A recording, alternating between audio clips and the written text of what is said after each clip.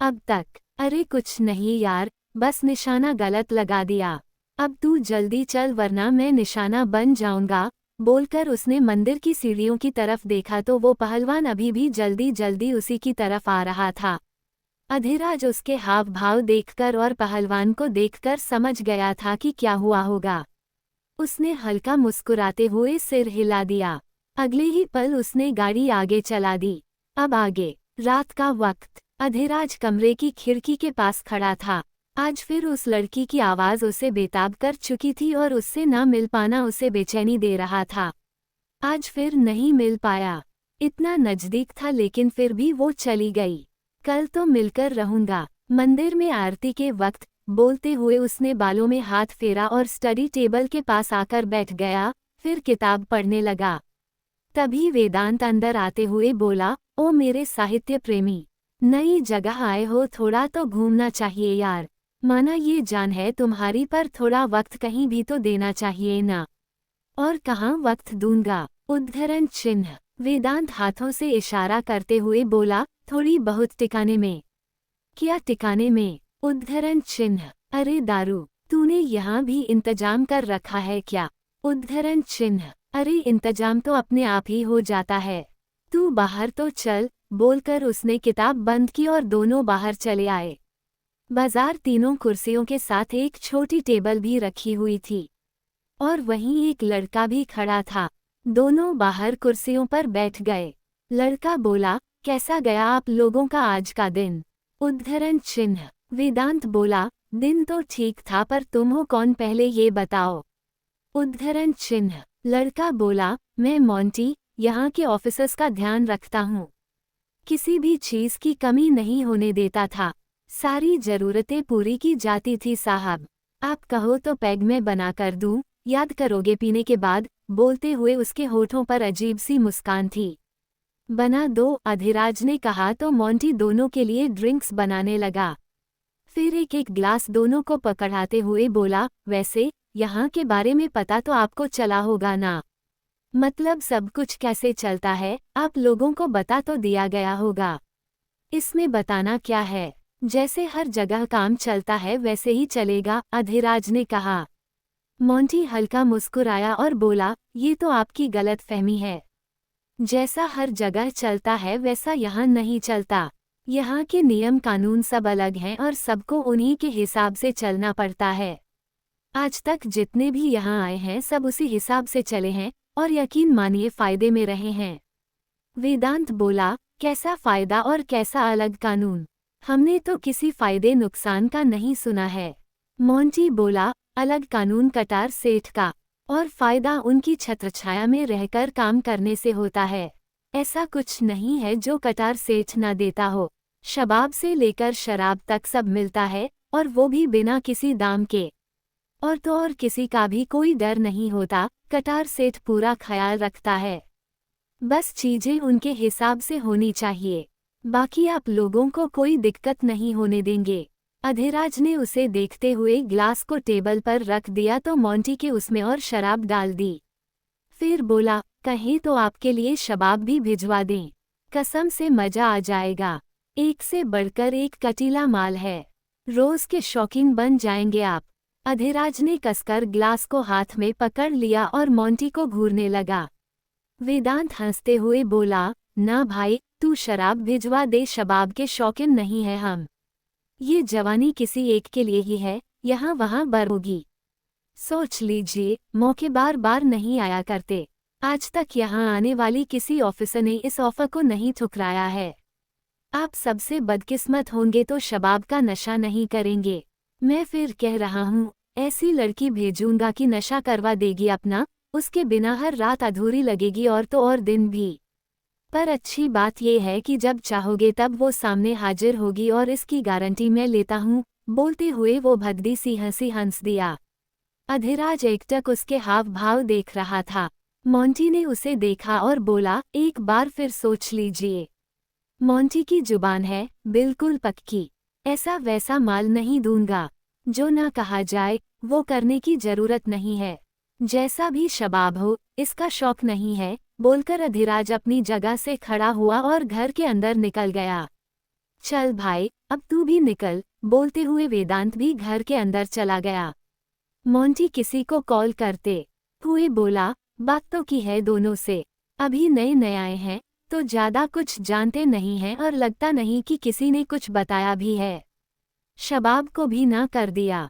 सामने से हंसने की आवाज आई, हा हो जाएगी। मर्दजात और शबाब को मना ही हो ही नहीं सकता। बदल जाएगी नियत, भेजो एक अप्सरा। पर ये सही होगा क्या? मतलब 2 बार ना की है। अगर वो ऐसे ही बाहर आ गई तो उद्धरण चिन्ह, जवान लड़के हैं बहक ही जाएंगे, ऐसे कोई बाहर नहीं आने वाली। ऊपर से नशे में है तो सवाल ही पैदा नहीं होता। हम ठीक है, बोलकर उसने कॉल कट कर दी। अधिराज अपने कमरे में बेड पर बैठा हुआ था और उसका सिर बुरी तरह से घूम भी रहा था और साथ ही साथ गर्मी भी लग रही थी। उसने अपनी टी शर्ट उतार दी। ये क्या हो रहा है? इतना अजीब तो पहले कभी नहीं हुआ। बोलते हुए वो पास में टेबल पर रखे जग में पानी देखने लगा लेकिन वो खाली था। वहीं बाहर मोंटी एक लड़की को अपने साथ लिए चला आ रहा था। इस वक्त कहाँ ले जा रहे हैं आप हमें? लड़की ने मासूमियत से पूछा। मोंटी बोला, बहुत जरूरी काम पर। और आज के बाद अक्सर तुम ये काम करोगी। जिंदगी भर की कमाई होगी। लेकिन रात में कौन सा काम होता है? अभी तो सब सो जाते हैं ना। और मामी जी को पता चला तो वो बहुत गुस्सा करेगी। उन्होंने ही तो तुम्हें भेजा है ईरा। वो सब जानती हैं। तुम्हें बस यहाँ आकर सोना है और उसके तुम्हें पैसे भी मिलेंगे। ईरा ने सुना तो हैरानी से उसे देखने लगी। सोने के भी कोई पैसे देता है क्या? ये तो हम पहली बार सुन रहे हैं। यहाँ हर चीज का दाम मिलता है ईरा। सोने के भी काफी पैसे मिलते हैं। या यूं कहो कि मुंह मांगी कीमत मिल जाती है। और तुम्हें देखकर तो कोई भी पागल हो सकता है।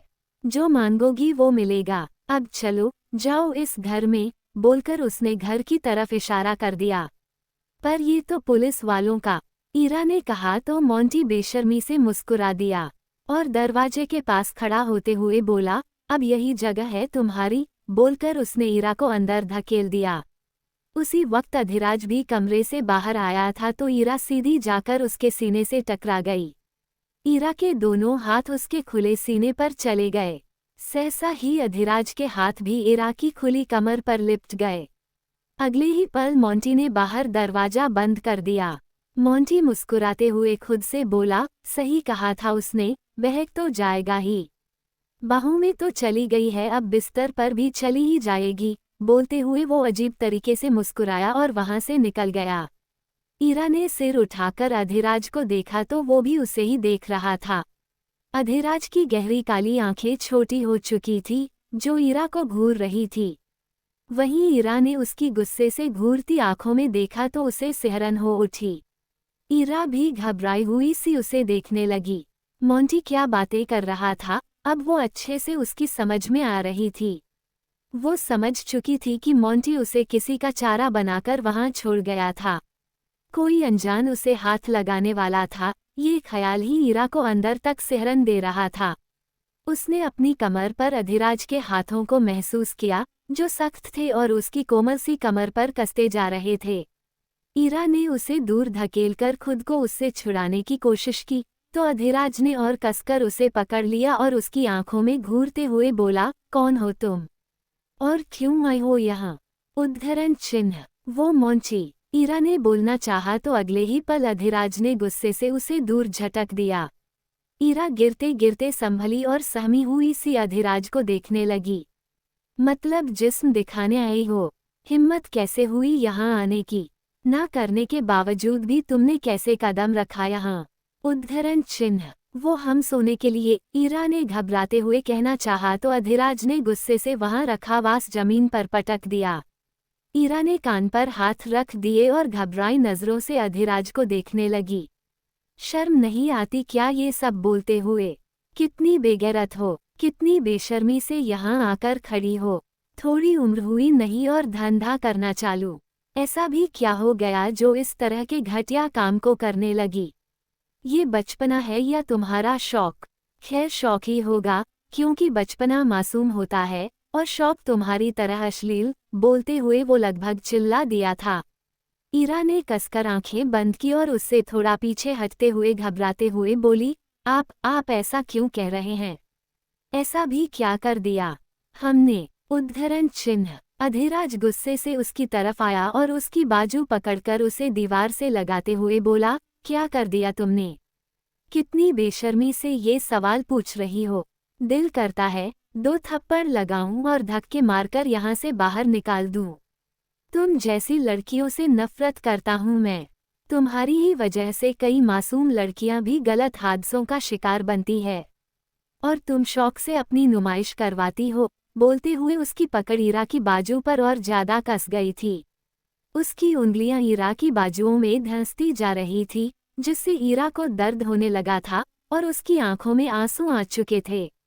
अधिराज को अपने गुस्से में एहसास ही नहीं था कि वो उसे दर्द देने लगा था। एक तरफ उसका नशा और दूसरी तरफ ये गुस्सा। वो खुद को संभाल नहीं पा रहा था। ईरा का दर्द बढ़ा तो वो करा उठी। अब क्या हुआ? अब क्यों ये ड्रामा हो रहा है? मैंने तो अभी तक कुछ किया भी नहीं है। रोना कैसा? छोड़िए, हमें दर्द हो रहा है। आप ऐसा मत कीजिए ना, जाने दीजिए हमें, ईरा ने रोते हुए कहा। गेट आउट, मैं तुम्हें एक पल के लिए भी बर्दाश्त नहीं कर सकता। चिल्लाते हुए अधिराज ने उसे झटके से दरवाजे की तरफ धकेल दिया। ईरा दरवाजे से जाकर टकराई और उसे खोलने की कोशिश करने लगी, लेकिन दरवाजा बाहर से बंद होने की वजह से खुल नहीं पाया। ये खुल नहीं रहा है, बोलते हुए ईरा बेबसी से उसकी तरफ देखने लगी। नहीं खुल रहा तो तोड़कर चली जाओ, क्योंकि तुम्हारे जैसी लड़की को मैं एक पल भी यहाँ बर्दाश्त नहीं कर सकता। ईरा ने सुना तो फिर से दरवाजा खोलने की नाकाम कोशिश करने लगी, पर आखिर नाजुक सी ईरा कितना ही जोर लगा पाती। काफी वक्त तक दरवाजा पीटने के बाद भी कुछ असर नहीं हुआ। ईरा दरवाजे को तोड़ पाए और ना ही बाहर से किसी ने दरवाजा खोला। दरवाजा खोलिए मोंटी भैया, हमें बाहर निकालिए यहाँ से, हमें नहीं सोना यहाँ पर, प्लीज दरवाजा खोलिए। बोलते हुए ईरा रोती हुई आवाज में मोंटी को पुकारने लगी। अधिराज के चिल्लाने से वो बुरी तरह से घबरा गई थी। बाहर कुर्सी पर बैठा मोंटी मुस्कुराया और बोला, क्या बात है? कुछ वक्त पहले इनकार कर रहा था और अब उतर गई सारी समझदारी। टूट पड़ा उसके ऊपर। लड़की तो भागने के लिए बोलने लगी, चलो भैया अब अपन भी सो जाएंगे, इनका तो रात भर चलता रहेगा। बोलकर वो खड़ा हुआ और अंगड़ाई लेता हुआ गेट के बाहर खड़ी अपनी बाइक पर बैठकर निकल गया। दरवाजा खटखटाते हुए ईरा लगातार चिल्लाई जा रही थी, लेकिन बाहर से किसी ने दरवाजा नहीं खोला। ईरा का गला भी अब बैठ गया था, आंसुओं से उसका गला भर भी आया था। उसने पलटकर अधिराज को देखा तो वो अभी भी गुस्से से लाल आंखों से उसे देखे जा रहा था। ईरा बुरी तरह से सहम गई। अधिराज गुस्से से आगे आया तो ईरा ने आंखें बंद कर ली और अपने चेहरे को दोनों हाथों में भर लिया। उसे डर था कि कहीं अधिराज उसके ऊपर हाथ न उठा दे, लेकिन अधिराज उसके ऊपर ध्यान दिए बिना दरवाजा खटखटाते हुए बोला, ओपन द डोर डैम्ड, लेकर जाओ इसको यहाँ से। बोलते हुए उसने दरवाजे में लात मार दी, लेकिन कोई असर नहीं हुआ। दरवाजा नहीं खुला। ईरा के हाथ भी दरवाजे पर मारते मारते थक चुके थे और लाल पड़ चुके थे। उसने घबराए हुए अधिराज की तरफ देखा। अधिराज ने गुस्से से उसे बाजुओं से पकड़कर दरवाजे से लगाया और बोला, पूरी प्लानिंग के साथ आए हो और अब यहाँ भोली बनने का नाटक कर रही हो। तुम्हें क्या लगता है मुझे समझ में नहीं आएगा कि ये सब तुम्हारी और उस मोंटी की मिली भगत है? ईरा सिसकते हुए उसे देखने लगी। उसकी सांसें भी रुक रुक कर चल रही थी। हमने नहीं, ईरा सिसकते हुए बोलने लगी। Shut up! अधिराज ईरा की बात को बीच में ही काटते हुए चिल्ला दिया। अधिराज गुस्से से कांपने सा लगा था। उसने फिर से ईरा को बाजुओं से कसकर पकड़ लिया। उसकी आंखें भी जैसे आग उगल थी और उनमें ईरा के लिए बेहद नफरत दिखाई दे रही थी। पड़ी रहो यहीं पर, बोलकर अधिराज ने झटके से उसे छोड़ दिया। ईरा पीछे दरवाजे से टकरा गई। अधिराज अपने कमरे के अंदर चला गया, फिर अंदर से कमरे के दरवाजे को बंद कर दिया। ईरा वहीं खड़ी उस बंद दरवाजे तो देखती रही। ये हम कहाँ फंस गए? मोंटी भैया हमें यहाँ क्यों लेकर आए? वो कैसे हमारे साथ ऐसा कर सकते हैं? बोलते हुए उसके पतले पतले होंठ कांपने लगे थे और आंखें भी आंसुओं से भीग चुकी थीं। उसने आसपास देखा, फिर सामने रखे सोफे के सहारे जमीन पर बैठ गई और सोफे से सिर टिका लिया। अभी भी वो सिसकती जा रही थी। वहीं कमरे के अंदर जाने के बाद भी अधिराज बहुत गुस्से में था। गुस्से से गहरी सांसें लेते हुए वो बेड पर लेटकर सीलिंग को देखने लगा।